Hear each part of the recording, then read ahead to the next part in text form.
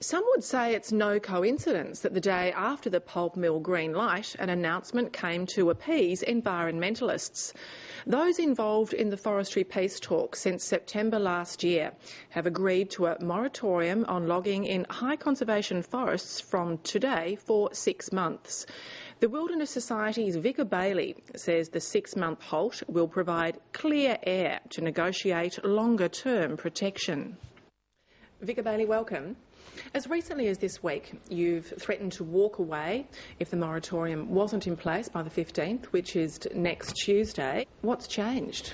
Well, look, we won't hide the fact that we're very disappointed, and I think a lot of people in the community are bitterly disappointed that the milestone, the deadline of the 15th of March was missed. This was an important milestone in terms of the implementation of the Statement of Principles, and many people were looking at this as the first step towards protecting our high conservation value forests. Yourselves included, and you were going to walk away, but now you're not. We've had intervention today from Premier Giddings and Minister Green to instruct Forestry Tasmania to begin working on this moratorium.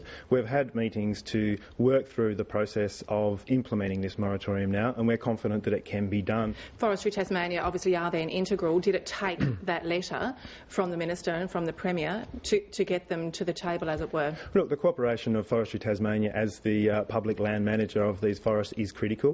The instruction from the Tasmanian Government was always very important to get Forestry Tasmania working on this implementation plan. They now have that instruction. There are now no excuses. Have Forestry Tasmania been trying to spoil the talks? It has taken the instructions of Premier Giddings and Minister Green to get them really focused on the task. We welcome that, and we are now looking forward to getting this job done, implementing the moratorium, which is the first step in protecting these forests and a really critical milestone in the implementation process of the Statement of Principles. Even once the moratorium's in place, high conservation value logging can still occur to meet existing contracts and ensure wood supply.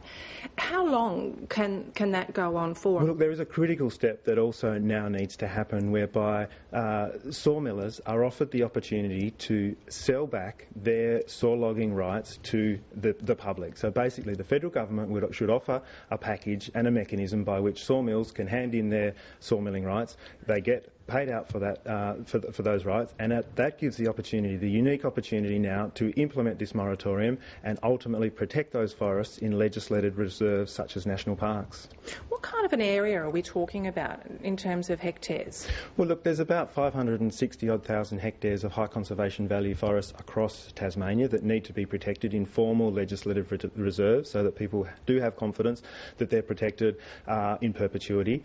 Of that, there is a small area that is still scheduled to be logged, and we're going to be working through with Forestry Tasmania to look at those coops and actually have a look at which ones need to be rescheduled out of the high conservation value areas, which ones perhaps may need to be logged. But we'll be doing that with environmental principles in mind and with the best possible outcome for the environment. You've lost supporters, through this process, through the Forest Principles Agreement, on your own side, who feel that their opposition to a pulp mill has been sacrificed in order to achieve this. Has it been worth it? Well, look, this is not a trade-off between forests and a pulp mill. This is about a consensus-based solution to what has been a very long-running conflict in Tasmania. Now, the Statement of Principles was negotiated on the basis that the industry was in crisis. It was in a tailspin, jobs were being lost, and they needed a solution. We've negotiated a pathway forward, a Statement of Principles that really does give a massive opportunity. If we are going to solve the conflict over forestry in Tasmania, beginning with a pulp mill, which we do not support, is not the best step.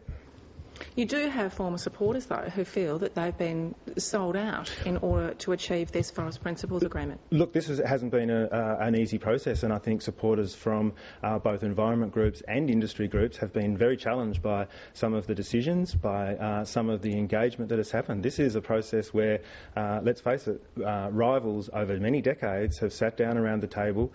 Rivals who don't have a whole lot of trust, or haven't had a whole lot of trust, have sat down around a table and managed to nut out a process by which we think there can be peace in the forest.